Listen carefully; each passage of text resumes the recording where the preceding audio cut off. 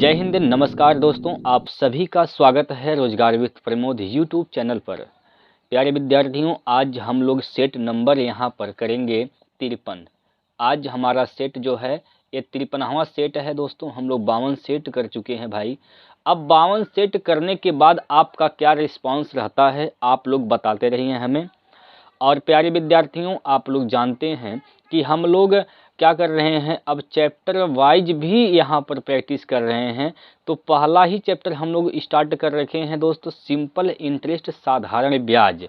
आज दोस्त हम लोग 12 बजे से यहाँ पर दूसरा सेट किए हैं। तो आप लोग अगर नहीं देखे हैं तो उसको देखिए दोस्तों। हर एक चीज़ें आपके लिए बहुत महत्वपूर्ण है, हर एक प्रश्न साथियों आपके लिए बहुत इंपॉर्टेंट है। ठीक है भाई, जितना ज़्यादा प्रैक्टिस करेंगे उतना ही आपके लिए बेहतर होगा। जो चैप्टर में दिक्कत है आप हमें बताइए साथियों, हम उस पर काम करेंगे। अभी सिंपल इंटरेस्ट के बाद कल और आपके बीच में आएगा सिंपल इंटरेस्ट के क्वेश्चन। उसके बाद हम लोग CI पर पहुंच जाएंगे, चक्रवृद्धि ब्याज पर पहुंच चलेंगे। ठीक है दोस्त, आप लोग तैयार हैं इस सेट को करने के लिए? तो एक बार थम्स अप कर देंगे जल्दी से फटाफट। आप सभी विद्यार्थी थम्स अप कर देंगे भैया। आप लोग एक गलती करते हैं, गलती नहीं भैया, आप लोग कंजूसी करते हैं, लाइक नहीं करते हैं भाई। अब बताइए आप लोगों के लिए हम क्या करें ताकि आप लोगों वीडियो को लाइक करें? बताइए भैया, आप खुद बताइए। इतना मेहनत करते हैं और इतना मेहनत करने के बावजूद भी आप सभी लोग लाइक नहीं करते भाई। और हम भी कहते हैं साथियों कि ज़्यादा से ज़्यादा लोगों तक पहुँचाइए, जोड़िए। ठीक है, तो आप लोग थोड़ा सा दोस्त हमारा सहयोग करेंगे तो हम भी आप लोगों के लिए कुछ बेहतर कर पाएंगे। तो थोड़ा सहयोग ज़रूर करिए भाई। फिलहाल आप लोगों का जो प्यार सपोर्ट मिल रहा है उसके लिए तो मैं आप सभी का आभारी ही हूँ, लेकिन भाई थोड़ा सा और अपना प्यार दिखाइए तो और अच्छा रहेगा। ठीक है भैया, चलिए आज के सेट का, कल का जो सेट हम लोग किए थे दोस्त 52 नंबर, उसमें हमने आपको एक क्वेश्चन दिया था। अब यही क्वेश्चन आपके सामने यहाँ पर लिया गया है। ठीक है, ये कल का सवाल था, ये कल का सवाल था दोस्तों, ये कल का सवाल था। ठीक है, तो इसको आप लोगों ने बनाया भी होगा। आंसर क्या आया है आप लोग हमें बताए भी हैं। और जो लोग नहीं किए हैं साथियों, अब देखिए क्या करना था, इसको कैसे लगाना था, गौर करेंगे, ध्यान से समझेंगे भाई। देखिए भैया, यहाँ पर जो क्वेश्चन दे रखा है, इसने कहा कि एक साइकिल का मूल्य प्रत्येक वर्ष 10% की दर से घटता है। साइकिल का दाम 10% के हिसाब से घट रहा है। यदि 3 वर्षों के अंत में यदि 3 वर्षों के अंत में यदि 3 वर्षों के अंत में इसका मूल्य 10,935 रुपये है तो इसका क्रय मूल्य ज्ञात कीजिए। भैया ये जो CP यानी क्रय मूल्य है, CP यानी क्रय मूल्य जो है, इसी पर 10% के हिसाब से दर घट रहा है। 10% के हिसाब से घट रहा है। 10% का मतलब 1/10 होता है। क्या होता है? 1/10 होता है। मतलब ये कितना हो जा रहा है? 10 में 1 की कमी, यानी ये 9/10 हो जा रहा है। कितना हो जा रहा है दोस्तों? 9/10 हो जा रहा है। कितने साल की बात है? 3 साल की बात है। 3 बार गुना कर दीजिए 9/10 का। 9/10 गुना 9/10, और लास्ट में फाइनली जो इसका मूल्य आ रहा है 10,935 रुपये आ रहा है। तो ये 10,935 के बराबर हो जाएगा। ठीक, अब इसको काट पीट करिए। यहाँ से काटिए, सबसे पहले 9 से काटिए। 9 से काटेंगे, 9 एकम 9। ठीक, बचेगा कितना? 1 बचेगा। 9 दूनी 18, 1 बचेगा, हो जाएगा 13। 9 एकम 9, 9 9 4 13, 4 बचेगा। 9 पंजे 45। फिर 9 से काट दीजिए इसको। 9 से काटेंगे, फिर इसको 9 से कटेगा भी। 9 एकम 9, 9 3 बचेगा, हो जाएगा। 9 3 27, 4 बचेगा। 9 पंजे 45। अभी भी 9 से कटेगा दोस्त, अभी भी 9 से कटेगा। ठीक है, अभी भी 9 से कटेगा। 9 से कटेगा क्या भाई? 9 से नहीं कटेगा। ठीक है दोस्तों, यहाँ पर दोस्तों गलत लिख दी है हमने। यहाँ पर 9 से जब भाग देंगे, आप 9 से भाग देंगे भाई तो क्या होगा? 9 एकम 9 हो जाएगा। 9 4 बचेगा, 9 3 12, 3 बचेगा, हो जाएगा 31। ठीक है, 9 3 27 होगा। 9 3 27, 27 4 बचेगा। 9 पंजे 45 हो जाएगा भाई। ठीक है, अभी भी 9 से कटेगा। 9 से काट दिए, इस 9 से इसको काटेंगे अगर आप तो कितनी बार में कट जाएगा? देखिए 9 से काटिएगा तो 9 एकम 9, 9 4 बचेगा, 9 पंजे 45, 15 बार में कट जाएगा। 15 का गुना दोस्तों यहाँ पर 10 10 10 यानी 1000 में कर देंगे तो CP यानी क्रय मूल्य क्या हो जाएगा, तो इसका क्रय मूल्य 1000 रुपये हो जाएगा, सॉरी 15,000 रुपये हो जाएगा। इसका क्रय मूल्य क्या होगा भैया, तो 15,000 होगा। ऑप्शन नंबर ए इसका बिल्कुल सही उत्तर है। ठीक है, आप लोगों का भी 15,000 आया है दोस्तों? क्या आप सभी विद्यार्थियों का 15,000 ही आया है, बताइए। ठीक है भाई, कोई दिक्कत नहीं है आपको इसमें, आगे चलें। अब ये जो सवाल था कल का हमने आपको समझा दिया है। अब प्यारे विद्यार्थियों यहाँ से आज के लिए आज के सेट का पहला क्वेश्चन स्टार्ट होता है इस प्रकार से। अच्छा, हिंदी और इंग्लिश को लेकर कोई किसी को दिक्कत तो नहीं ना भाई?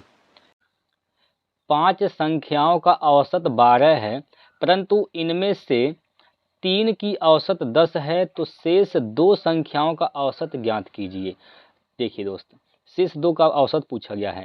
भाई 5 संख्याएं हैं, 5 संख्याओं का सम क्या हो जाएगा, इनका योग क्या हो जाएगा? 5 संख्याओं का औसत क्या होगा? 5 गुना 12, 5 गुना 12 तो 12 पंजे 60। 5 संख्याओं का योगफल क्या हो जाएगा? 60 हो जाएगा। 3 संख्याओं का, ये 5 संख्या का और क्या है, योग है। ये 3 संख्याओं का योग क्या हो जाएगा भाई? 3 संख्याओं का योग क्या होगा? संख्याएं 3 हैं, औसत 10 है, तो इनका सम क्या हो जाएगा? 30 हो जाएगा। शेष संख्या कितने बचते हैं? 5 में से 3 गया, तो शेष 2 संख्याओं का सम क्या हो जाएगा? 2 संख्याओं का सम क्या हो जाएगा? तो इसमें से घटा देंगे तो बचेगा क्या? 30 बचेगा। ठीक है, तो औसत पूछा गया है दोस्तों, 2 संख्याओं का औसत क्या हो जाएगा? 2 से भाग कर देंगे तो 15 बार में जाएगा, 15 दूना 30 होता है, 15 इसका राइट आंसर हो जाएगा। शेष जो 2 संख्या बचे हैं उनका औसत क्या होगा भैया? 15 हो जाएगा। ऑप्शन नंबर 1 क्लियर है? कोई दिक्कत है यहाँ पर तो बताइए। ठीक है भैया, आइए अगला क्वेश्चन लगाइए, इस पर आइए भाई, चलिए इसको करिए।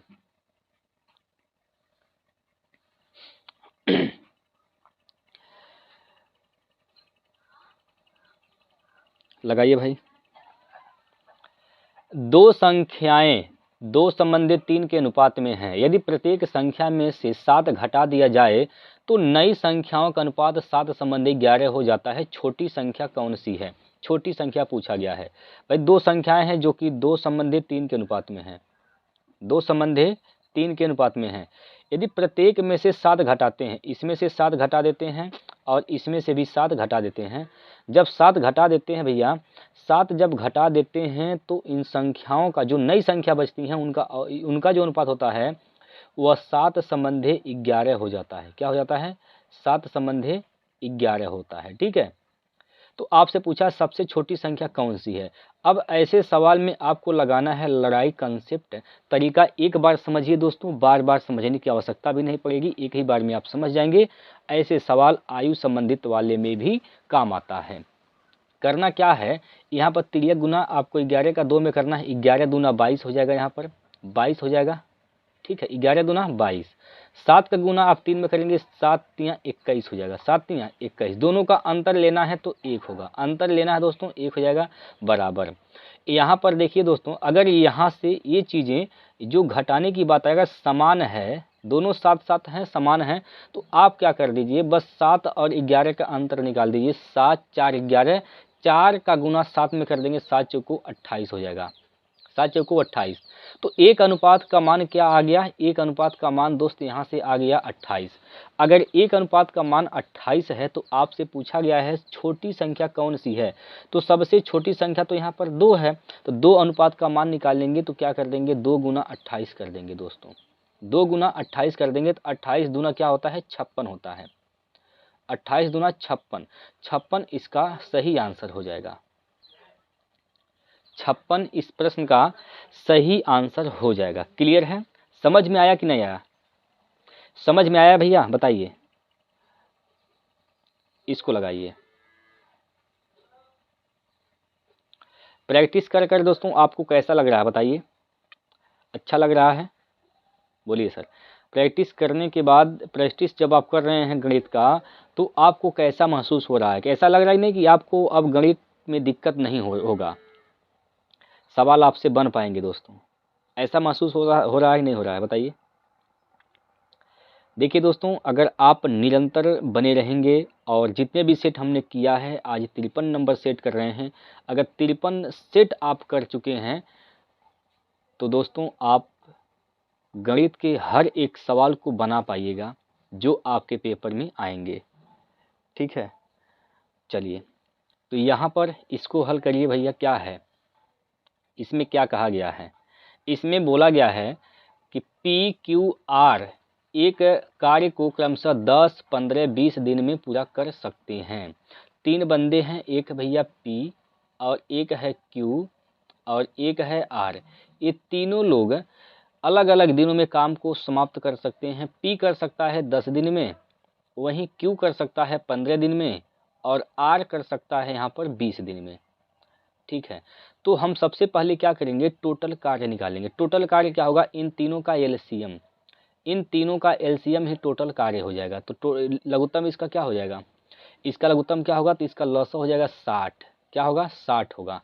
अब 10 से भाग देंगे तो 10 छक्का 60, 10 छक 60, 12 पंजे 60 और 20 तियाँ 60। सबकी क्षमता आ गई। पी की क्षमता क्या है, तो पी की क्षमता यहाँ पर 6 हो गई और क्यू की क्षमता 5, आर की क्षमता 3 हो गई। आगे पढ़िए भैया, आगे पढ़िए। यहाँ पर क्या बोला गया है, कहा गया कि यदि वे एक साथ कार्य करते हैं तो वे उसी कार्य को कितने दिनों में पूरा कर सकते हैं। चलिए, अगर सभी लोग मिलकर काम करेंगे तो वही 60 कार्य, यही 60 कार्य को तीनों लोग मिलकर काम करते हैं तो तीनों की क्षमता जुट जाएगी दोस्तों। तो एक दिन में कितना काम कर पाएंगे, यहाँ पर 6, 5, 11 और 11, 3, 14, 14 से भाग कर दीजिए। तो यहाँ से 2 7 14, 2 से काटेंगे 30 बार में कट जाएगा। ठीक, तो क्या हो जाएगा, 7 चौक 28, 7 चौक 28, 2 30, यानी 4 सही 2/7, 4 सही 2/7। क्या हुआ भैया, 4 सही 2/7 इसका आंसर आएगा भाई। 4 सही 2/7 इसका सही आंसर होगा भैया। आप लोगों का क्या आया है, यही आया है कि नहीं आया है दोस्तों, बताइए। इसमें दोस्तों ऑप्शन में नहीं मिल रहा है तो इसको थोड़ा सा बदल देंगे, ये 2 है। ठीक है दोस्तों, ये 2 है, ये 4 सही 2/7 ही है। ठीक है, तो यहाँ पर ऑप्शन नंबर 2 इसका सही आंसर हो जाएगा। ठीक, ठीक है भाई, ऑप्शन नंबर 2 इसका सही आंसर हो जाएगा, कोई दिक्कत। चलिए दोस्तों, ठीक है भाई, चलिए अगले प्रश्न पर चलते हैं और ये प्रश्न आपकी स्क्रीन पर लेते हैं भैया। बहुत ही बेहतरीन सा प्रश्न है, प्रश्न नंबर 4 जो कि आपके सामने आ गया है। हाँ जी,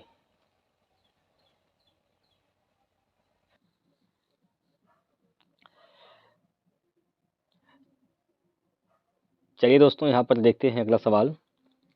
और यहाँ पर क्या कहा गया है कि 8 आदमी एक घर को 5 दिनों में रंग सकते हैं, उसी घर को 4 दिनों में रंगने के लिए कितने आदमियों की आवश्यकता होगी। देखिए, 8 आदमी एक घर को 5 दिन में रंग सकते हैं। अब यही कार्य, ये टोटल कार्य हो गया, यही कार्य 4 दिन में, अगर 4 दिन में रंगना है तो कितने व्यक्तियों की आवश्यकता होगी, मान लेते हैं x आदमियों की आवश्यकता होगी। ठीक है, तो यहाँ से काटेंगे 4 दूना 8, 2 का 5 में गुना करेंगे 2 पंजे 10, तो 10 व्यक्तियों की आवश्यकता होगी। ऑप्शन नंबर डी हो जाएगा इसका सही आंसर। ठीक है, बहुत सिंपल सा प्रश्न था दोस्तों, ऑप्शन नंबर डी इसका सही उत्तर है। चलिए अगला प्रश्न देखिए, इसको लगाइए दोस्तों। प्रश्न नंबर 5वां जो आपके सामने दिया गया है, इसका आंसर बताइए क्या होगा। पढ़िए सवाल को ध्यान से। एक दुकानदार ने अंकित मूल्य पर 20% की छूट देकर एक वस्तु बेची है और 16% लाभ अर्जित किया है। यदि उसे वस्तु को अंकित मूल्य पर बेचा होता तो उसका लाभ प्रतिशत कितना होता। देखिए दोस्तों, 20 यहाँ पर हम निकालेंगे अंकित मूल्य, विक्रय मूल्य और क्रय मूल्य का अनुपात निकालिए। अंकित मूल्य पर 20% का छूट, 20% का मतलब 1/5 होता है। मतलब ये हुआ, अगर अंकित मूल्य 5 था तो एक छूट दिया गया तो बिका कितने में, 4 में बिका है। ठीक, अब यहाँ बोला गया है 16% का लाभ अर्जित करता है। 16% का मतलब क्या होता है, 4 चौको 16, 4% का मतलब होता है 1/25, तो 4 गुना है तो 4/25। अगर इसका अंकित इसका जो क्रय मूल्य है, लाभ हमेशा क्रय मूल्य पर होता है। क्रय मूल्य अगर 25 है तो 4 के लाभ पर बेचा गया तो इसका मतलब बिका कितने में, 29 में बेचा गया है। 29 में बेचा गया है। अब यहाँ पर 29 आ जाएगा। ठीक, जो खाली स्थान है यहाँ पर 29 आ जाएगा और इस खाली स्थान पर 4 आ जाएगा। अब सबका गुना करके यहाँ से निकाल लीजिए अनुपात। तो 5 9 45, 5 9 45 के 5 हासिल का 4 और 5 दूनी 10, 4 14, 145। यहाँ से 4 9 36 हासिल का 3, 4 दूनी 8 3 11, 116 हो गया। यहाँ पर 25 चौका 100, 25 चौका 100। क्या कहा गया है कि यदि उसने वस्तु को अंकित मूल्य पर बेचा होता तो उसको लाभ कितना होता। देखिए,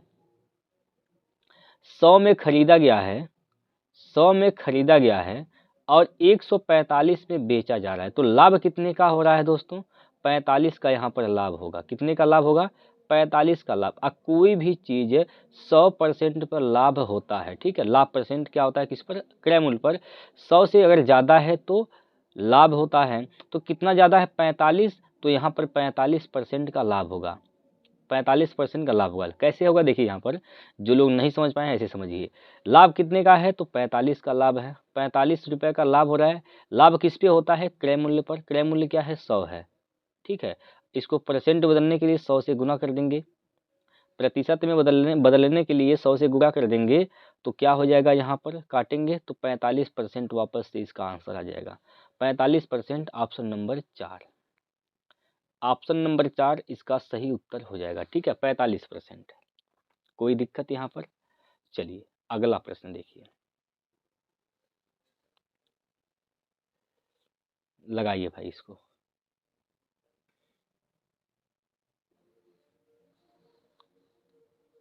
चलिए इसको लगाइए, इस सवाल को बताइए इसका आंसर क्या होगा। 8 पेंसिल बेचने पर एक दुकानदार को एक पेंसिल के विक्रय मूल्य के बराबर लाभ होता है, तो लाभ प्रतिशत बताइए। मान लेते हैं दोस्त 8 पेंसिल है, हर एक पेंसिल का दाम अगर 1 रुपये है तो 8 पेंसिल का दाम क्या हो जाएगा, 8 पेंसिल हैं, ठीक है, 8 पेंसिल है, 8 पेंसिल है तो एक पेंसिल का दाम अगर 1 रुपया तो 8 पेंसिल का दाम क्या हो जाएगा, 8 रुपया हो जाएगा। अब 8 रुपये में बिका है तो एक पेंसिल के विक्रय मूल्य के बराबर लाभ हुआ है। लाभ कितने का होता है, एक पेंसिल के विक्रय मूल्य के बराबर। तो एक पेंसिल का मूल्य क्या है, 1 रुपया हो जाएगा, तो यानी 1 रुपये का लाभ हुआ है। 8 रुपये में बिका है, ये क्या है, सेलिंग प्राइस है, विक्रय मूल्य है। 8 रुपये में बिका है जिसमें से लाभ कितने का है, 1 रुपये का, तो उसका क्रय मूल्य क्या हो जाएगा, क्रय मूल्य कितना होगा, 7 होगा। ठीक है, तो लाभ परसेंट क्या हो जाएगा, यहाँ से एक का लाभ, लाभ किस पे होता है, क्रय मूल्य पर होता है। 1/7 गुना 100, 1/7 गुना 100 कर देंगे तो क्या हो जाएगा, 7 एकम 7 बचेगा 3, 7 चौक 28, ठीक है, और बचेगा 2, 7 दूनी 14, 4 बचेगा 14, 6 बचेगा, 7 अट्ठे 56, यानी ये 14.28% इसका आंसर हो जाएगा। 14.28% इसका सही जवाब हो जाएगा, ऑप्शन नंबर 3 है। ठीक, चलिए अगला प्रश्न देखिए,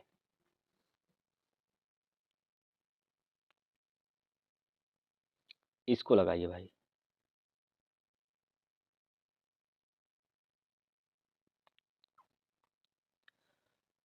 लगाइए इसका आंसर क्या होगा। राज्य की आय 45,000 रुपये है और उसका व्यय 33,000 रुपये है। यदि उसकी आय 25%, उसकी आय 20% और व्यय 12% की वृद्धि होती है तो बचत में कितने प्रतिशत की वृद्धि होगी। देखिएगा बचत में कितने प्रतिशत की यहाँ पर वृद्धि होगी। अगर आय की बात करें हम लोग, आय बराबर क्या होता है भाई, आय बराबर होता है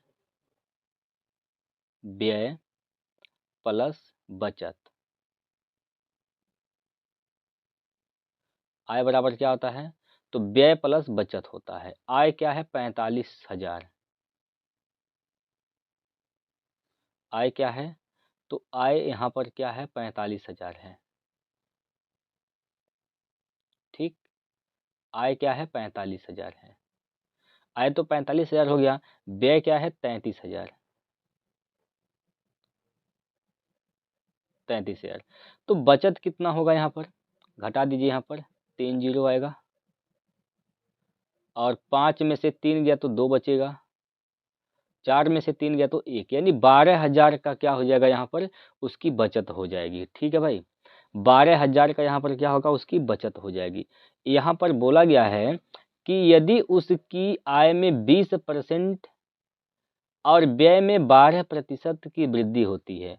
आय में कितने की वृद्धि होती है, 20% का, तो 45,000 का 20% वृद्धि, मतलब ये कितना का वृद्धि हो जाएगा, यहाँ पर कितना का वृद्धि होगा, 4500 यानी 9,000 का वृद्धि हो जाएगा। कितने का वृद्धि होगा, देखिए ऐसे समझिए, यहाँ पर 45,000 का 20% वृद्धि का मतलब 120 हो जाएगा, 120। ठीक, 120% यानी 120/100। और यहाँ पर व्यय में कितने की वृद्धि, तो 12% का, तो 33,000 का 112%, 112/100 हो जाएगा। काटेंगे अगर यहाँ से, 2 जीरो से 2 जीरो कैंसिल, 2 जीरो तो होगा यहाँ पर, 2 जीरो यहाँ पर तो होगा ही, और 12 पंजे 60 के जीरो हासिल का 6, 12 चौक 48, 48 और 6 54 हो जाएगा,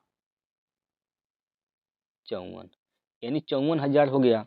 और यहाँ पर क्या होगा, 2 जीरो से 2 जीरो कैंसिल, 33 का गुना करना है आपको किसमें, 112 में, तो 33 दूना क्या हो जाएगा यहाँ पर, 33 दूना 66, 1 जीरो होगा यहाँ पर, 33 दूना 66 के 6 हासिल का 6 हो जाएगा, 33 एकम 33 और 33 और 6 39 के 9 हासिल का 3, 33 एकम 33, 33 और 3, 33 और 3 क्या हो जाएगा, 36 हो जाएगा, 36। ठीक, देखिएगा, यानी अब उसकी आय क्या है 54,000, उसका व्यय क्या है 36,960। कितने का यहाँ पर बचत होता है, घटा दीजिए, बचत कितने का होता है, यहाँ पर घटाइए जीरो, और यहाँ पर क्या होगा जीरो, ठीक, जीरो हो जाएगा। 10 में से 6 गया तो बचेगा 4, 9 में से 9 गया तो बचेगा जीरो, 13 में से 6 गया तो 7 6 13, 7 बचेगा। ठीक, 4 में से 3 गया तो 1 बचेगा, यानी 17,040 रुपये का यहाँ पर क्या हो रहा है, बचत हो रहा है। पहले क्या होता था 12,000 का, कितने की वृद्धि हो गई यहाँ पर देख लीजिए, यहाँ पर भाई कितने का वृद्धि हो रहा है, तो वृद्धि हो रहा है कितने का, 12,517, यानी 5,040 रुपये का क्या हो रहा है, वृद्धि हो रहा है, 5,040 रुपये का यहाँ पर दोस्तों वृद्धि हो रहा है, किस पर, 12,000 पर, 12,000 पर। ठीक, गुना 100, गुना 100, काटेंगे अगर तो 2 जीरो से यहाँ पर 2 जीरो कैंसिल हो जाएगा और 1 जीरो यहाँ कैंसिल हो जाएगा, 3 जीरो से 3 जीरो खत्म, 12 से भाग देंगे तो 12 चौक 48, 12 चौक 48, 2 बचेगा, 12 दूनी 24, यानी 42% का यहाँ पर बचत में क्या होती है, वृद्धि होती है। बचत में कितने प्रतिशत की वृद्धि हो रही है, तो 42% की हो रही है। ऑप्शन नंबर 4 इसका सही उत्तर हो जाएगा।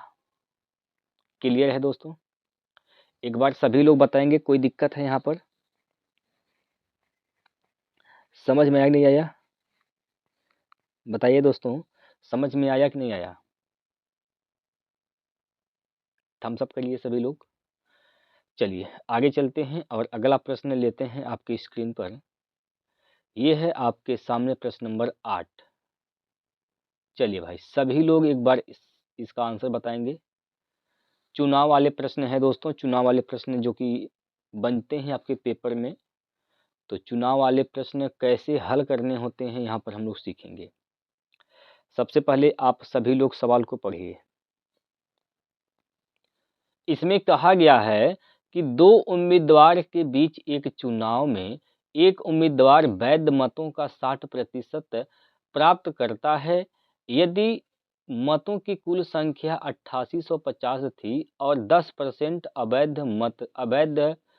अवैध थे, तब दूसरे उम्मीदवार को प्राप्त वैध मतों की संख्या क्या ज्ञात कीजिए। देखिए भाई, यहाँ पर सवाल को कैसे लगाना है समझिएगा। टोटल मतों की संख्या क्या है, तो 8850 टोटल मत हैं। टोटल मत कितने हैं, 8850।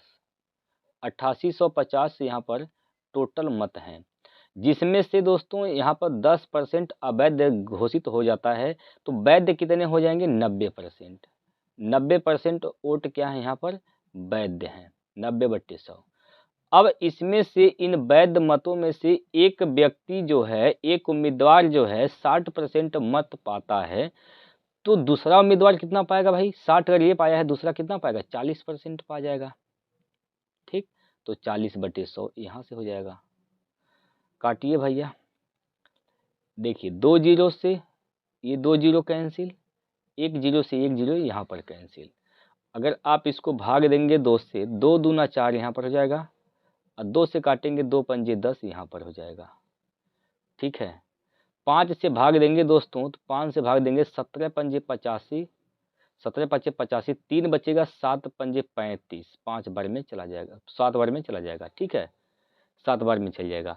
अब यहाँ से 177 का गुणा 9 गुणे 2 करना है। ठीक है, तो कितना हो जाएगा यहाँ पर, देखिए सबसे पहले 2 का गुना कर दीजिए। 2 का गुना कर देंगे तो क्या हो जाएगा भैया, 2 साते 14 के 4 हासिल का 1 हो जाएगा। 2 साते 14, 1 15 के 5 हासिल का 1, 2 1 कम 2 1 3, ये 354 हो जाएगा। अब इसमें दोस्त यहाँ पर क्या कर दीजिए, आप 9 से गुणा कर दीजिए। 9 चौको 36, इकाई का अंक 6 आएगा। अब ये 2 ऑप्शन तो कट गए, 2 ऑप्शन कट गए। 9 चौक 36 के 6 हासिल का 3 हो जाएगा, और 9 पाँचे 45, 45 3 48 हो जाएगा। 48 के 8 हासिल का 4 हो जाएगा। ठीक, और 9 3 27, 4 31, तो 3186 दोस्तों इसका सही उत्तर हो जाएगा। ऑप्शन नंबर 2, 3186 इसका सही आंसर है। ठीक है भैया, बोलिए कोई दिक्कत यहाँ पर? चलिए अगला प्रश्न देखिए भाई।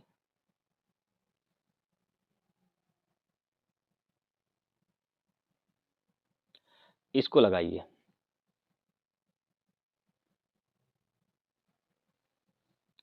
लसा मसा वाले प्रश्न हैं, इसका आंसर क्या होगा बताइए। दो संख्याओं का महत्तम समापवर्तक 96 तथा उनका लघुत्तम समापवर्तक 1296 है। यदि उनमें से एक संख्या 864 है, दूसरी संख्या बताइए। देखिए यहाँ पर दूसरी संख्या पूछा गया है। पहली संख्या गुणे दूसरी संख्या बराबर होता है LCM इंटू HCF। ठीक, पहली संख्या दिया है 864, 864। दूसरी संख्या यहाँ पर निकालनी है, बराबर LCM कितना दे रखा है, तो यह 1296 दिया है। 1296 गुना HCF क्या है तो मात्र 96 है। ठीक, काट पीट करिए, काट पीट करिए भाई। 2 से काटेंगे तो 2 चौको 8 हो जाएगा, 2 तीन 6 हो जाएगा। ठीक है भाई, और 2 से अगर आप इसको काटते हैं, इसको तो 2 छक्का 12, 2 छक्का 12, 2 चौको 8, एक बचेगा 2 अट्ठे 16 हो जाएगा। अब ये 43 से काटेंगे इसको तो कितनी बार में जाएगा, 43 एकम 43, 43 एकम 43, कितना बचेगा यहाँ पर, यहाँ पर 218 हो जाएगा। कितनी बार में जाएगा, 3 6 बार में, नहीं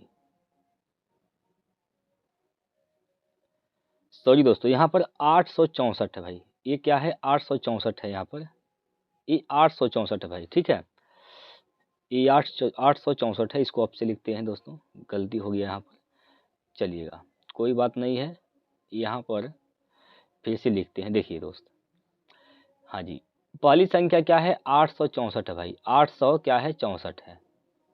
ठीक है, दूसरी संख्या यहाँ पर आपको निकालनी है, बराबर LCM क्या है तो 1296 है, HCF क्या है तो 96 है। ठीक, चलिए हल करिए भैया, इसको हल करिए, कितने बार में जाएगा। तो इसको अगर आप 2 से काटते हैं, 4 से काटिए इसको, 4 से काटेंगे 4 दूनी 8 हो जाएगा, 4 एकम 4 हो जाएगा, 2 बचेगा 4 छक 24 हो जाएगा। अभी इसको 4 से काटेंगे तो 4 दूनी 8, 4 चौको 16 हो जाएगा। ठीक है, अभी भी कटेगा यहाँ पर, अभी ये कटेगा दोस्तों 4 से, 4 पंजे 20, 4 चौको 16, 4 से काटेंगे 4 छक्का 24, 4 छक 24, 6 से काटेंगे 6 नवा 54, 9 बार में इधर कैंसिल हो जाएगा।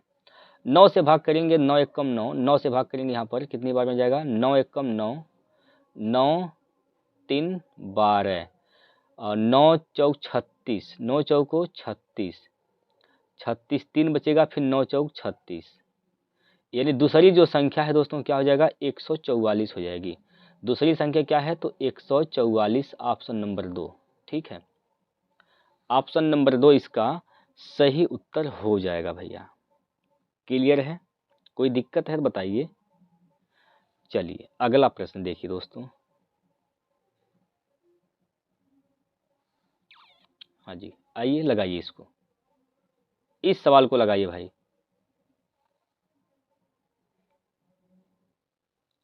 इस सवाल को लगाइए, पढ़िए तब सबसे पहले सवाल को आराम से ध्यान से दोस्तों सवाल को पढ़िए, उसके बाद आंसर बताइए। देखिए, एक धनराशि 5% वार्षिक ब्याज साधारण ब्याज पर 3 वर्ष के अंत में कुल 2790 रुपये हो जाती है। निवेश की गई धनराशि बताइए। तो जो निवेश की गई धनराशि है दोस्तों वो मूलधन है। मूलधन क्या होता है, 100% के बराबर होती है। ठीक, ये 100% के दोस्तों क्या होती है, बराबर होती है। 100% का मान आपको निकालना है। आपको मान कितने परसेंट का निकालना है, 100% का। अब 5% वार्षिक ब्याज की दर है, 3 साल की बात है, तो ब्याज क्या हो जाएगा, 5 तिया 15% ब्याज हो जाएगा।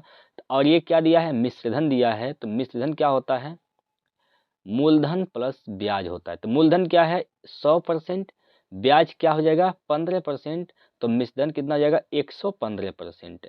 तो यहाँ पर दोस्तों 115% का मान दे रखा है, कितना 115% का मान दोस्तों दिया है यहाँ पर 2790, 2790। ठीक, तो 100% का मान बताना है। 100% का मान बता दीजिए क्या होगा, 100% का मान क्या होगा, 2790 बटे 115 गुणे 100। चलिए काटेंगे अगर आप इसको, 5 से काटिए, 5 दूनी 10, 5 तियाँ 15, 5 से काटेंगे, 5 पच्चे 25, 2 बचेगा, 5 पच्चे 25, 4 बचेगा, 5 अट्ठे 40। ठीक, 23 से काटिए, 23 दूना 46, 23 दूना 46, 46 55 में से यहाँ पर 46 घटाइए, क्या बचेगा भाई? 15 में से 6 गया तो दोस्तों 9 बचेगा, 9 बचेगा, हो जाएगा 98, हो जाएगा कितना? 98। सॉरी दोस्तों, यहाँ पर समय जो है वह 3 सही 1/4 है। ठीक है भाई, 3 सही 1/4 है। थोड़ा सा इसमें दोस्तों टाइपिंग एरर है, तो इसको सुधार कर लेंगे। जो समय है यहाँ पर 3 वर्ष न होकर ये क्या है? 3 सही 1/4 वर्ष है। ठीक है, 3 सही 1/4 वर्ष है। तो कितना हो जाएगा आपसे देखिए, यहाँ पर 4 तियाँ 12, 1 13, 4 तियाँ 12, 1 13/4 का जब गुना करेंगे यहाँ पर 5 का, तो 13 पंजे 65, 13 पंजे 65, 65 बटे क्या हो जाएगा दोस्तों? 4। ये क्या हो जाएगा? ब्याज हो जाएगा, ये ब्याज हो जाएगा। ठीक है भाई, यहाँ पर ब्याज क्या हो जाएगा? 65/4 हो जाएगा यहाँ पर ब्याज। तो मिश्र धन क्या हो जाएगा? 100 प्लस, इसमें 100 प्लस कर देंगे, 100 प्लस कर देंगे तो 465/4, 465/4%, ये हो जाएगा मिश्र धन। और इसी का मान क्या है? 2790 है। ठीक, 2790 है। तो 100 का मान निकालिए, क्या हो जाएगा? 100% का मान निकालिए भैया, 100% का मान निकालेंगे तो क्या हो जाएगा? 2790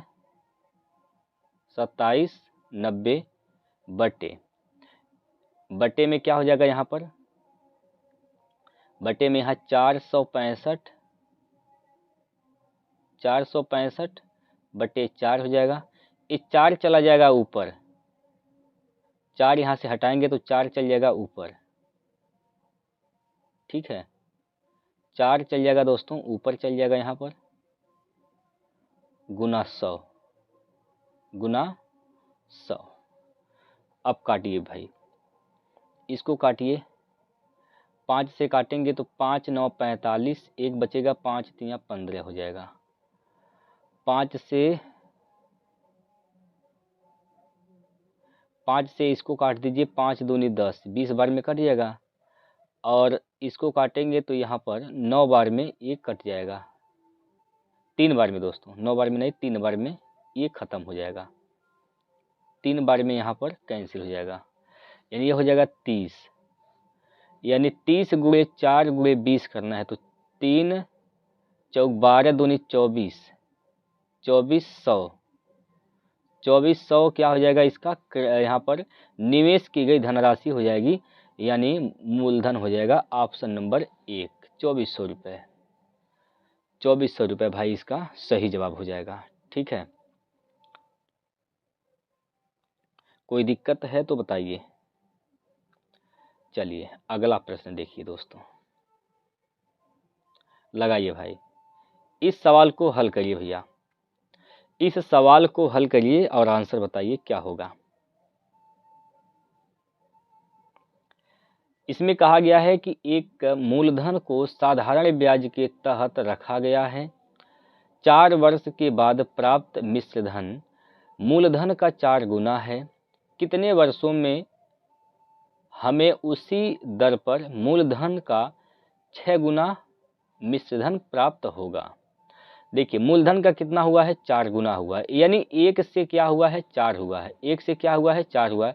कितने का ब्याज मिला है? 3 का ब्याज मिला है। वही फार्मूला लगा दीजिए, यस आई बराबर क्या होता है? PRT/100 होता है, PRT/100। इसी फार्मूला से दोस्तों सवाल को हल करेंगे। ठीक है, इसी फार्मूले से सवाल को हल किया जाएगा। ठीक, देखिएगा यहाँ पर गौर करिए, ब्याज कितने का मिल रहा है, यहाँ पर 3 का ब्याज मिल रहा है। ब्याज बराबर मूलधन क्या है, 1 है। दर क्या है दोस्त, मूलधन दर, यहाँ पर दर निकालना है, यहाँ से दर निकालेंगे और समय क्या है 4 वर्ष, बटे में क्या हो जाएगा 100, बटे में दोस्तों 100 हो जाएगा। 4 से काटेंगे तो 25 बार में 100 कट जाएगा, 25 बार में कटेगा, तो यहाँ से दर जो है वो क्या आ जाएगा, 25 तिया 75%, 75%, ठीक है 75%। अब यहाँ पर बोला गया है कि कितने वर्षों में उससे हमें उसी दर पर मूलधन का 6 गुना प्राप्त होगा। 6 गुना का मतलब 1 से 6 हुआ, ब्याज कितने मिला, यहाँ पर 5 मिला, ब्याज बराबर मूलधन क्या है 1 है, दर यहाँ पर क्या आया है 75% आया है, 75। समय यहाँ पर निकालना है, टी का मान अब पूछा गया है, बटे 100 कर देना है दोस्तों, 100 करिए तो 25 तिया 75, 25 तिया 75 हो जाएगा, 25 चौका 100 हो जाएगा। तो टी का मान क्या हो जाएगा, 4 पंजे 20, 25 चौका 100, 4 पंजे 20 बटे 3, 20 बटे 3, 20 बटे 3 वर्ष इसका सही जवाब हो जाएगा भैया, 20 बटे 3 वर्ष, ऑप्शन नंबर 3, ऑप्शन नंबर 3 इसका सही उत्तर हो जाएगा। क्लियर है, चलिए अगला प्रश्न देखिए, इसको लगाइए भाई, इसको हल करिए।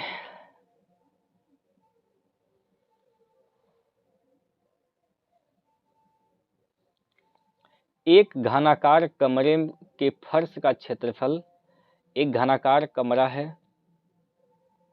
उसके फर्श का क्षेत्रफल 192 वर्ग मीटर है, 192 वर्ग मीटर है। उस कमरे में रखी जा सकने वाली सबसे लंबी छड़ की लंबाई कितनी होगी, सबसे लंबी छड़ की लंबाई बताना है कितना होगा।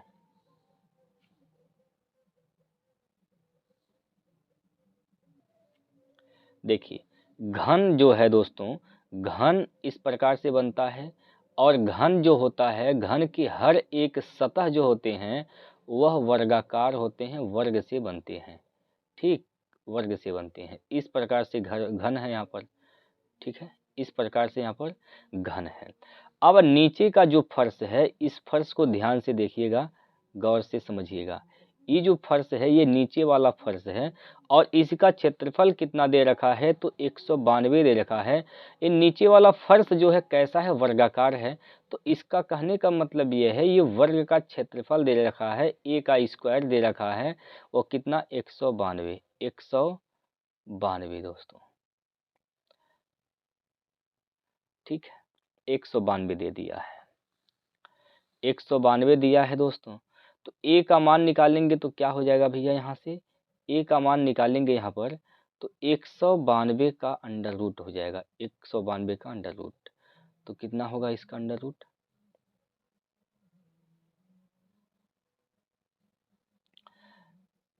192 का अब जब वर्गमूल निकालेंगे तो कितना होगा भाई, 192 का ऐसे फैक्टर कर देंगे, 2 से काटेंगे, 2 9 18, 1 बचेगा, 2 छक्का 12, 2 से काटेंगे, 2 चौको 8, 1 2 8 16, 2 से काटेंगे तो क्या होगा, 2 दूनी 4 हो जाएगा, और 2 चौको 8 हो जाएगा, 2 से काटेंगे दोस्तों तो क्या होगा भैया, 12 दूनी 24, फिर 2 से काटेंगे, 2 छक्का 12, फिर 2 से काटेंगे दोस्तों, 2 तिया 6, अब फिर 3 से कट जाएगा। तो यहाँ पर कितने 2 के जोड़े मिले हैं, यहाँ पर देखिए 1 2 3 4 5, 1 2 3 4 5 6, यानी 3 थी जोड़ा मिलके 3 थी 2 बाहर निकल जाएगा, यानी 8, 8 कड़ी में 3 जो है इसका भुजा आ जाएगी, ए का मान आ जाएगा, 8 कड़ी में 3, 8 कड़ी में 3 इसका भुजा आ जाएगा दोस्तों, ठीक है, 8 कड़ी में 3 इसकी भुजा आ जाएगी। और जब भुजा पता चल गया तो आप जानते हैं इसमें सबसे लंबी छड़ जो रखी जानी है वो उस कहने का मतलब ये है, यहाँ पर यहाँ से छड़ रखेंगे, यहाँ से लेके यहाँ तक की लंबाई आपको बतानी है। इसका घन का विकर्ण बताना है। तो घन का विकर्ण का फार्मूला होता है अंडर रूट में क्या होता है भाई, a अंडर रूट 3 होता है। ठीक है, a अंडर रूट 3 होता है दोस्तों, a अंडर रूट 3 होता है। ये होता है घन के विकर्ण का फार्मूला। a का मान क्या है, तो 8 है, करड़ी में 3 है, 8 करड़ी में 3 और करड़ी में 3 यहाँ पर है। गुना करेंगे तो करड़ी में 3 से करड़ी 3 खत्म हो जाएगा, तो 8 का गुना 3 में कर देंगे, 8 3 24 हो जाएगा दोस्तों। ठीक, 24 इसका उत्तर सही हो जाएगा। कोई दिक्कत है तो बताइए। 24 मीटर इसका राइट आंसर हो जाएगा, ऑप्शन नंबर 3। ठीक है, 24 इसका सही उत्तर हो जाएगा, ऑप्शन नंबर 3 है भाई। चलिए अगला प्रश्न देखिए, बनाइए इसको, इस सवाल को बनाइए दोस्तों।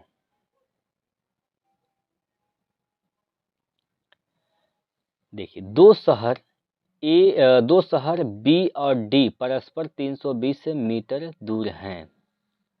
दो शहर हैं, एक बी है तो एक कौन है, डी है।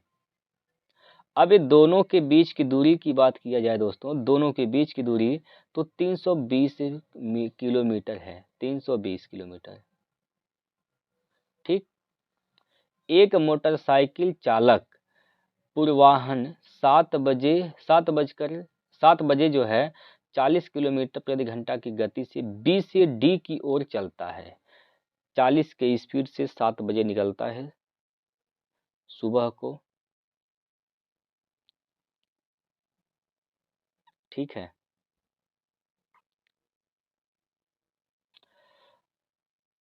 एक अन्य मोटरसाइकिल चालक पूर्वाह्न 8 बजे 30 किलोमीटर प्रति घंटा की गति से डी से बी, एक लोग इधर से बी से डी की ओर रवाना होता है और एक लोग डी से बी की ओर रवाना होता है। ठीक है, डी से बी से डी की ओर जाने वाले का चाल क्या है, तो 40 किलोमीटर प्रति घंटा है और इसका 30 किलोमीटर प्रति घंटा है। कहने का मतलब ये है दोस्तों, दोनों विपरीत दिशा में चल रहे हैं। तो कहा है यहाँ पर ज्ञात कीजिए कि वे किस समय एक दूसरे को पार करेंगे। दोस्तों एक दूसरे को पार कब करेंगे, तो जब दोनों विपरीत दिशा में चल रहे होते हैं तो चाल जुटती है। लेकिन यहाँ पर एक बात और है, जो पहला जो है साइकिल चालक है वो 7 बजे चलता है, दूसरा 8 बजे चलता है। ठीक, पहला 7 बजे चलता है, दूसरा 8 बजे चलता है। तो 7 बजे वाले को 1 घंटा चला देते हैं। 1 घंटा चला देंगे दोस्तों तो दूरी जो है वह 40 किलोमीटर कवर कर लेगा। तो 40 घटाएंगे तो क्या हो जाएगा, 280 किलोमीटर की दूरी अभी भी बची है। अब दोनों 8 बजे चलना शुरू कर रहे हैं। तो दोनों जब 8 बजे चलना शुरू कर रहे हैं तो अब चाल जुट जाएगा, तो 4 3 7 हो जाएगा, यानी 70 हो जाएगा। 40 30 70, 0 से 0 कैंसिल, 7 चौक 28, 4 आ गया। ठीक, अब 8 बजे चलना शुरू करते हैं पूर्वाह्न, तो 4 घंटा बाद क्या हो जाएगा, 12 बज जाएगा। 12 बजे तो कब मिलेंगे दोस्तों सभी लोग, दोनों लोग, सभी नहीं भाई, 2 ही लोग हैं, दोनों लोग 12 बजे मिलेंगे। 8 घंटा के 8 बजे चलते हैं तो 4 घंटा बाद मिलेंगे। तो 4 घंटा बाद क्या बजेगा वहाँ पर, 12 बजेगा, अपराह्न 12 बजेगा। ठीक है, अपराह्न 12 बजे ये दोनों एक दूसरे को पार करेंगे भाई। ठीक है भैया, बहुत बेहतरीन सा प्रश्न था। एक बार दोस्तों इसको आप लोग लगाइएगा, ठीक, समझिएगा, दोबारा देखिएगा, नहीं समझ में आएगा तो। लेकिन दोस्तों इसको ज़रूर आप लोग समझ लीजिएगा कैसे लगाना है। ठीक है भैया, आइए यहाँ पर अगला प्रश्न है, प्रश्न नंबर 14। प्रश्न नंबर 14वां जो आपके सामने है, इसका आंसर बताइए।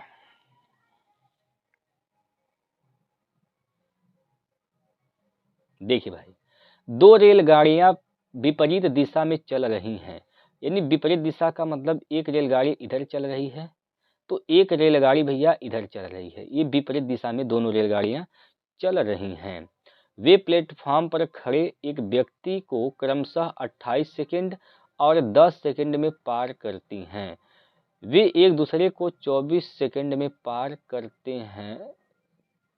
उनकी चाल का अनुपात बताइए। चाल का अनुपात बताना है दोस्तों।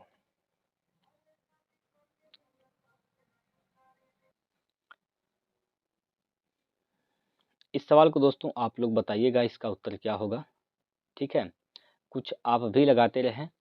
इसका जवाब साथियों आप लोग कमेंट करके बताएंगे, और कल जब हम लोग अगला सेट स्टार्ट करेंगे तो सबसे पहले हम लोग इसी सवाल को हल कर रहे होंगे। ठीक है भाई, तो सबसे पहले भाई आप लोग इस पर काम करिए, प्रयास करिए, कैसे लगाना है समझिएगा। ठीक है, आगे चलते हैं अगले क्वेश्चन पर, और अगला प्रश्न आपके सामने यहाँ पर इस प्रकार से दिया गया है।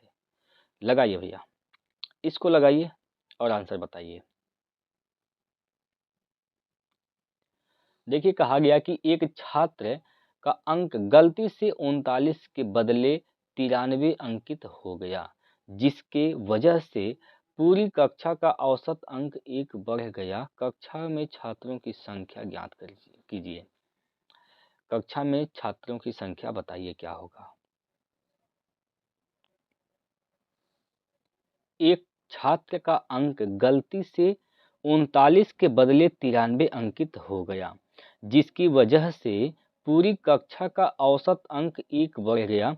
कक्षा में छात्रों की संख्या ज्ञात करें। देखिए भैया, कक्षा में छात्रों की संख्या बतानी है। मान लेते हैं कक्षा में छात्रों की संख्या क्या है, x है, और अपने तरफ से हम औसत मान लेते हैं। मान लीजिए औसत कुछ भी मान लीजिए, औसत मान लेते हैं x। छात्रों का औसत क्या है, 10 मान लेते हैं, 10 है, तो इनका योग क्या हो जाएगा, 10x। बोलिए होगा कि नहीं होगा, इनका योग क्या हो जाएगा, 10x। लेकिन कहा है कि जब 39 के बजाय 93 अंकित हो जाता है अंक, तो औसत 1 की वृद्धि हो जाती है। तो x ही छात्र थे, लेकिन औसत में 1 की वृद्धि होकर कितना हो गया, 11 हो गया। तो अब इनका योग क्या हो जाएगा, तो 11x हो जाएगा, 11x। इनका अंतर कितना हो जाएगा, यहाँ से कितने की वृद्धि हुआ है, तो घटाइए 1x का। अभी 1x का वृद्धि हुआ है। यहाँ से देखिए कितने की वृद्धि हुआ है दोस्तों, यहाँ से कितने की वृद्धि हुआ है, तो यहाँ से दोस्तों 54 की वृद्धि हुआ है, 54 का वृद्धि हुआ है। ठीक है, 1x का वृद्धि हुआ है, 1x का मान क्या है, 54 है। x क्या है, छात्रों की संख्या, तो छात्रों की संख्या क्या आ गई भैया, 54 आ गया। छात्रों की संख्या कितने आ गई, 54 आ गई। ऑप्शन नंबर 4 इसका सही आंसर हो जाएगा। ठीक है, ऑप्शन नंबर 4 54 हो जाएगा इसका बिल्कुल सही उत्तर। ये बहुत ही सिंपल सा तरीका है भाई, ऐसे लगाएंगे तो सवाल नहीं गलत होगा।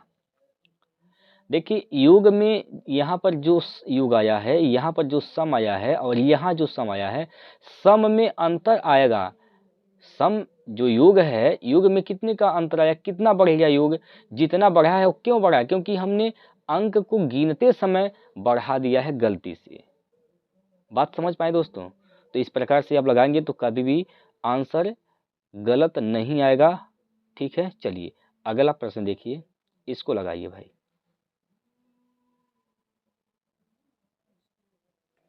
इसको लगाइए दोस्तों, इस सवाल को हल करिए।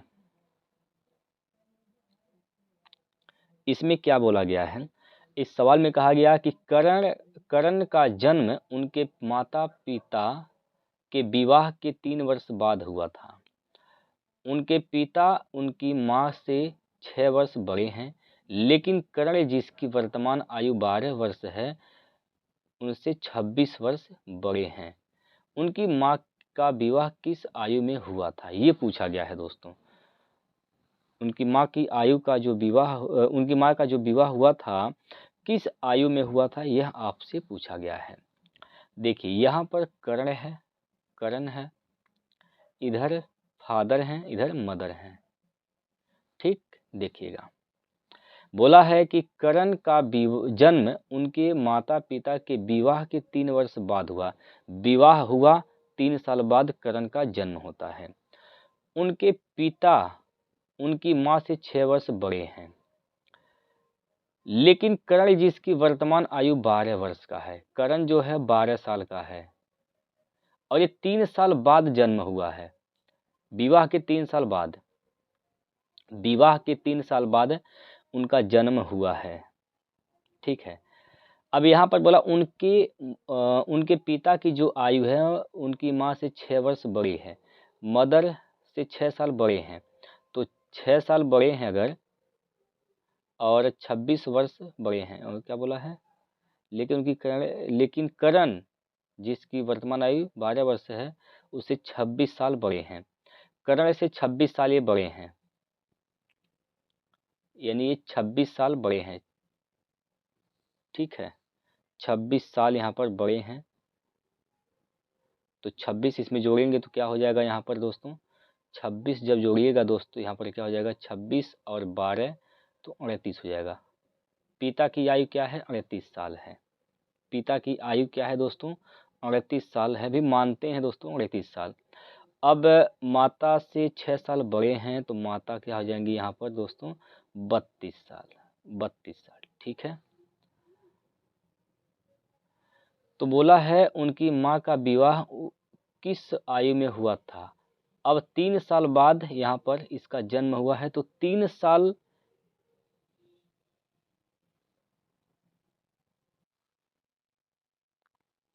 यहाँ पर दोस्तों, यहाँ पर अगर कर्ण का जन्म ही नहीं हुआ होता, मान लीजिए कर्ण अभी जन्मा नहीं है, तो 12 साल तो उम्र घट जाएगा यहाँ पर।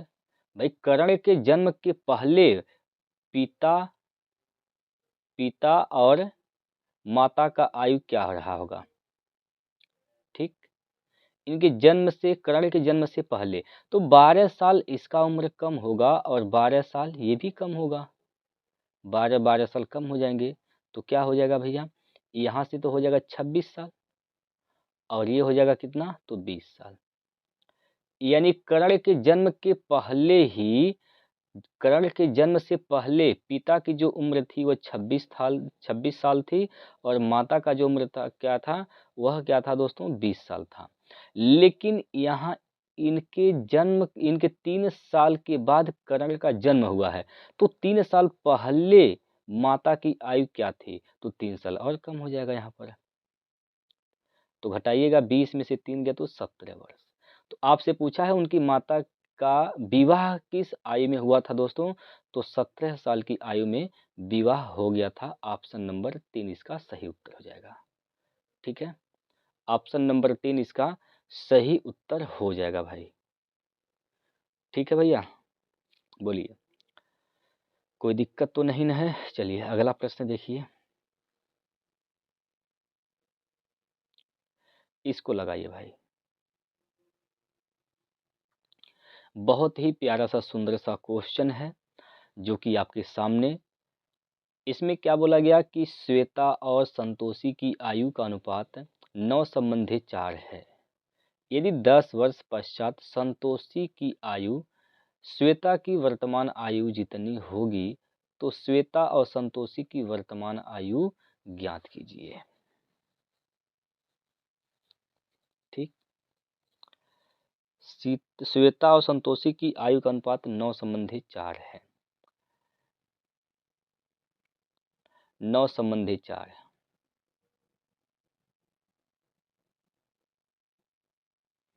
अगर दोस्तों इसमें हम ऑप्शन इसको हल करते हैं, मानते हैं ऑप्शन नंबर डी इसका सही हो सकता है। अगर हम ये कहते हैं कि क्या बोला गया यहाँ पर, श्वेता, हाँ जी, श्वेता और संतोषी की वर्तमान है, श्वेता की आयु मानते हैं 18 है, तो संतोषी का क्या है, 8 है। ठीक है, तो इनकी आयु का अनुपात क्या होना चाहिए, 9:4 के बराबर होना चाहिए। तो भैया 18 और 8 है, तो अनुपात क्या आ जाएगा यहाँ पर, 2 से काटिए, 2 चौको 8, 2 9 18, 9:4 के अनुपात में है। पहला तो कंडीशन फॉलो कर गया। दूसरा कंडीशन यहाँ पर है, यदि 10 वर्ष पश्चात संतोषी की आयु, 10 साल बाद, 10 साल बाद संतोषी की आयु, तो 10 साल बाद संतोषी की आयु क्या हो जाएगा, संतोषी जो है 8 साल की है, 10 साल बाद क्या हो जाएगा, इसका आयु 18 साल हो जाएगा, 18 साल। ठीक है, 18 साल हो जाएगा। श्वेता की वर्तमान आयु जितनी हो जाएगी, श्वेता की वर्तमान आयु क्या है, तो 18 वर्ष है, तो दोनों बराबर हो गया। यहाँ पर बोला भी है बराबर हो जाएगी, तो इसका मतलब यही ऑप्शन जो है सही है। अब यहाँ से दोस्तों इन दो ऑप्शन को देखकर ही काट सकते हैं, क्योंकि यहाँ पर 9 संबंधी 4 के अनुपात में होना चाहिए था। ये दोनों नहीं हो सकते हैं, या तो पहला होगा सही या तो चौथा होगा। तो चौथा विकल्प यहाँ पर फॉलो कर रहा है दोनों कंडीशन, तो इसका आंसर क्या हो जाएगा, ऑप्शन नंबर 4 है। क्लियर है? चलिए इसको लगाइए भाई, इसको हल करिए दोस्तों, इस सवाल को हल करिए और आंसर बताइए। देखिए दोस्त, यहाँ पर कहा गया कि एक खेत एक समचतुर्भुज के आकार का है। एक खेत है समचतुर्भुज के आकार का है, जिसका परिमाप 292 मीटर है और इसका एक विकर्ण 96 मीटर है। खेत का क्षेत्रफल बताइए। देखिए भैया, समचतुर्भुज कुछ इस प्रकार से होता है, समचतुर्भुज, ठीक है, ये समचतुर्भुज है दोस्तों। अब यहाँ पर इसका परिमाप, यहाँ पर जो विकर्ण होते हैं, इसके दो विकर्ण होंगे और दोनों विकर्ण जो होंगे दोस्तों वो 90 डिग्री पर काटेंगे, यहाँ पर 90 डिग्री पर काटेंगे, ठीक है। यहाँ पर एक विकर्ण 96 मीटर है। अगर हम इसको मानते हैं ये वाला 96 अगर है, अगर ये पूरा का पूरा 96 है दोस्तों, अगर ये पूरा 96 है, पूरा 96 है, तो ये अधूरा क्या हो जाएगा, आधा, यहाँ से लेकर यहाँ तक, ये कितना हो जाएगा, आधा हो जाएगा। 2 चौको 8, 2 नवा 18, 49 हो जाएगा। सॉरी, 2 अट्ठे 16,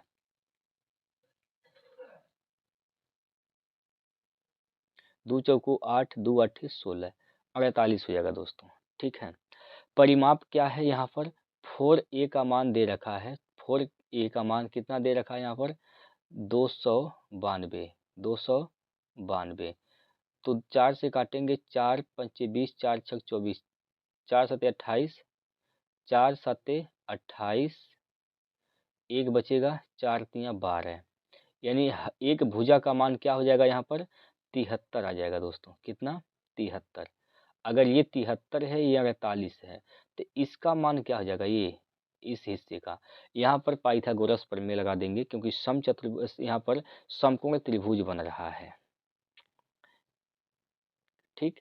तो एक कर्ण हो जाएगा, कर्ण, तो हमें इसका मान निकालना है, इस हिस्से का मान निकालना है दोस्तों, हमें इसका मान निकालना है। तो क्या होता है दोस्त, यहाँ पर कर्ण का स्क्वायर बराबर क्या होता है, लंब का स्क्वायर प्लस आधार का स्क्वायर, ठीक। तो हमें क्या निकालना है, लंब निकालना है। तो लंब का मान क्या हो जाएगा यहाँ पर, लंब का स्क्वायर, लंब बराबर अंडर रूट में कर्ण का स्क्वायर, कर्ण का स्क्वायर माइनस आधार का स्क्वायर, ठीक है। तो यहाँ पर आइए, लंब निकालना है तो कर्ण का स्क्वायर 73 का स्क्वायर करेंगे, अंडर रूट में क्या होगा भैया, 3 तियाँ 9, 7 तियाँ 21 दूना 21 दूना 42 के 2 हासिल का 4, 7 साते 49, 49 और 4 53, 53 हो जाएगा यहाँ पर। और माइनस 48 का स्क्वायर क्या हो जाएगा दोस्त, तो 8 28 64 के 4 हासिल का 6, 64 के 4 हासिल का 6 हो जाएगा। 8 चौको 32, 32 दूना 64, 64 और 6 70 के 0 हासिल का 7, 4 चौको 16, 16 7 23, 23 हो जाएगा। तो घटा दीजिए, यहाँ पर घटाएंगे तो कितना होगा, 9 में से 4 गया तो बचेगा 5, और इधर 2 हो जाएगा, फिर 0 हो जाएगा यहाँ पर, और फिर यहाँ पर 30 हो जाएगा, 3 हो जाएगा, ठीक है। तो यहाँ पर दोस्तों क्या हो जाएगा, 6 पंजे 30, यानी 55 हो जाएगा। इसका वर्गमूल क्या हो जाएगा, 55, ठीक। अब ये हिस्सा जो है दोस्तों, ये 55 आ गया। अगर ये 55 है तो पूरा क्या हो जाएगा यहाँ पर, पूरा 55 दूना 110, 110 हो जाएगा। 110 हो गया। आपसे क्या पूछा है? क्षेत्रफल पूछा है। तो इसका क्षेत्रफल क्या हो जाएगा? समबाहु त्रिभुज का क्षेत्रफल क्या होता है?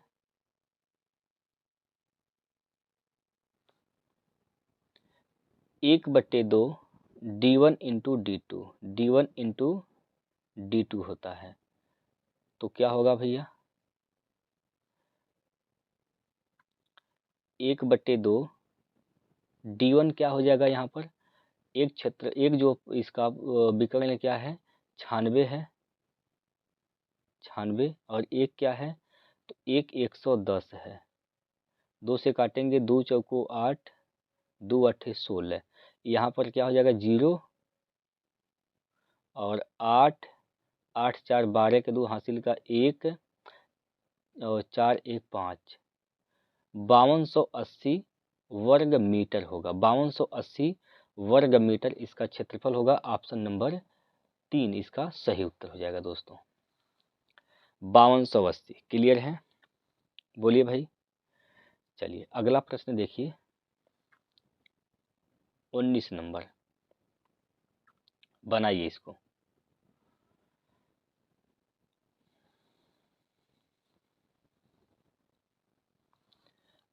अनुपम 2 लाख के प्रारंभिक निवेश के साथ एक व्यवसाय शुरू करता है। पहले वर्ष में उसे 4% की हानि, हालांकि दूसरे वर्ष के दौरान वह 10% का लाभ कमाता है और तीसरे वर्ष में वह 15% का लाभ कमाता है। 3 वर्षों की संपूर्ण अवधि के लिए उसके कुल लाभ की गणना कीजिए। कुल लाभ की गणना कीजिए दोस्तों। चलिए यहाँ पर 2 लाख का सामान है। 2 लाख का यहाँ पर क्या है? उसका कीमत जो है, मतलब मूलधन जो है 2 लाख है। अब पहले वर्ष क्या होता है? यहाँ पर पहले वर्ष से यहाँ पर दोस्तों 4% की हानि होती है, मतलब 96% में वह 96% में मतलब बेचता है। बात समझिएगा ऐसे, 96% में मान लीजिए बेच रहा है। मान लीजिए कोई वस्तु खरीदा है 2 लाख में और 4% की हानि पर बेचता है, ठीक है।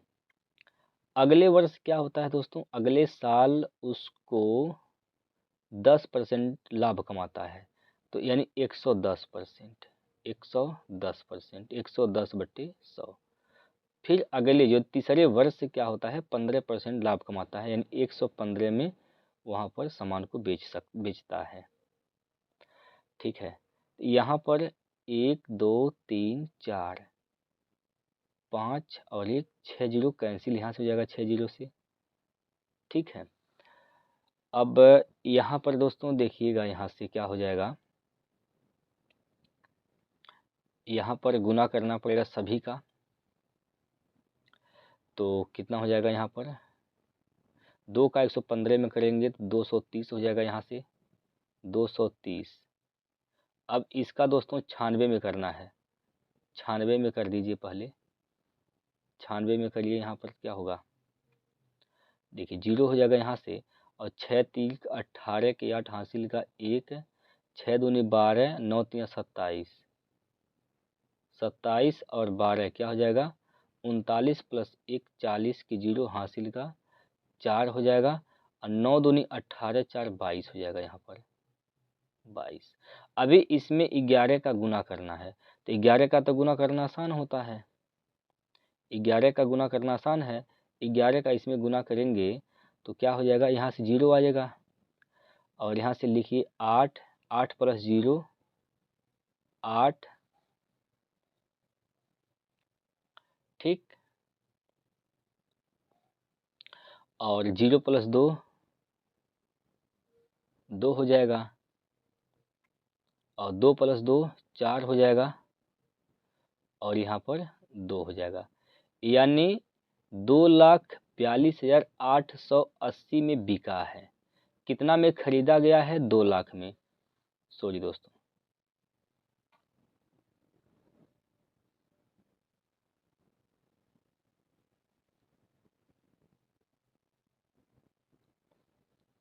2 लाख में यहाँ पर दोस्तों क्या हुआ है, तो 2 लाख में यहाँ पर खरीदा गया है, 2,42,880 में बिका है। तो कितने का फायदा होता है, लाभ कितने का होता है, 42,880 रुपये का।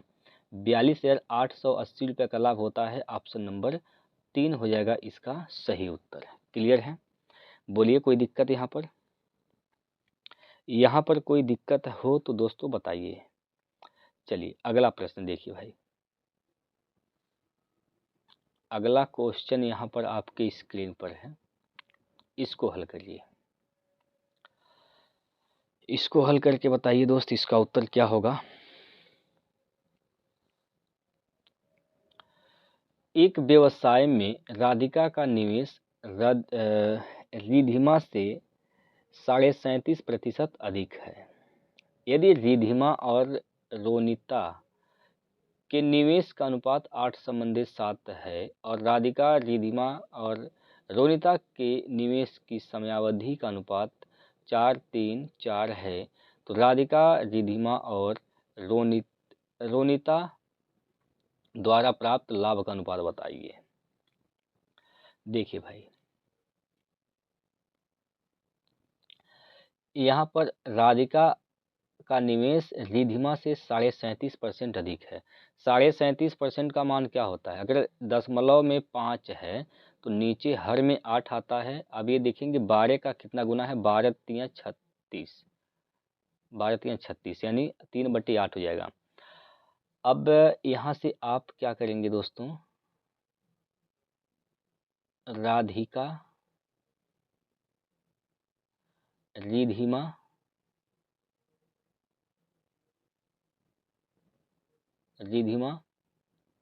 और कौन है, तो और यहाँ पर रोनिता है,